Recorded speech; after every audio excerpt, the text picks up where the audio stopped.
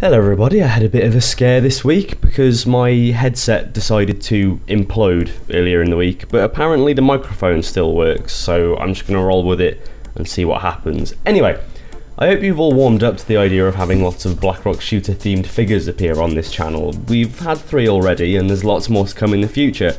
2 more of this very same character sit in this room, in fact. It's for that very same reason that, rather than go through all the same points again, I'm going to keep this review even shorter than usual, and simply go over what makes this Blackrock shooter different from the other Blackrock shooters that are out there. Now, while I can look at the Blackrock shooter anime that came out in 2012 with critical eyes and say that it wasn't the best thing in the world, I still firmly believe that any fan of the world and characters should go out of their way to give it a go. It is, effectively, 8 episodes of fan service.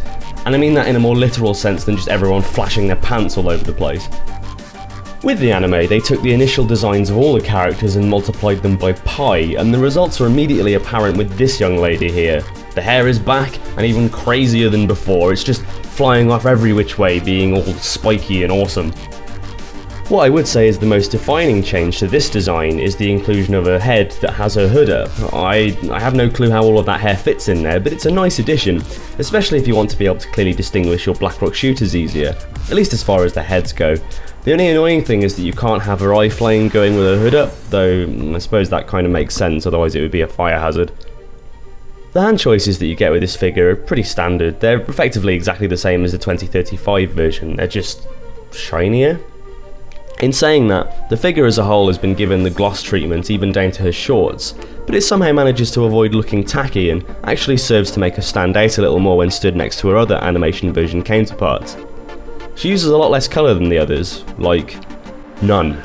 So having the ability to reflect light with her clothes is good for giving her a greater presence when she would be otherwise drowned out by the yellows, greens, reds, or gigantic fists of the other characters.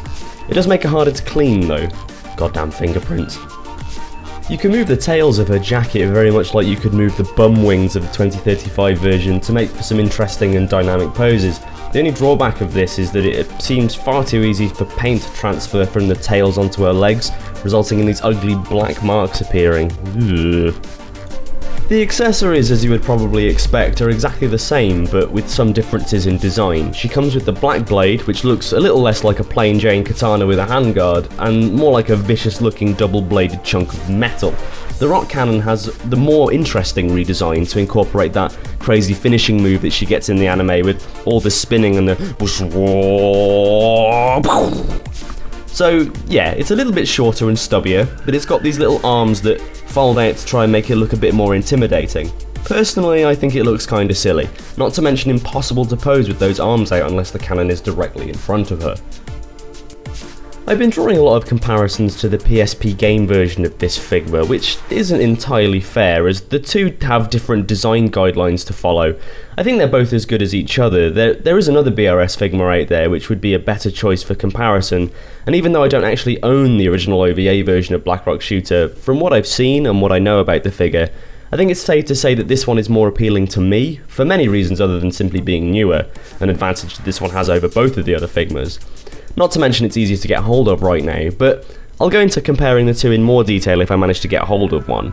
Higher on my priority list right now is the insane Blackrock Shooter Figma, so if anyone just happens to have one that they want to, you know, give to me for free, that would be awesome.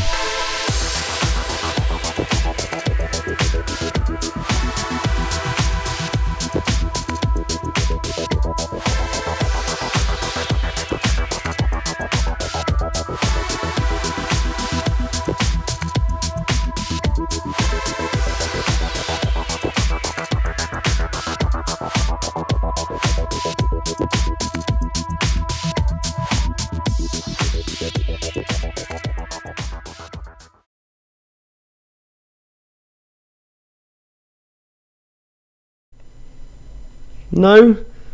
Well, it was worth a try.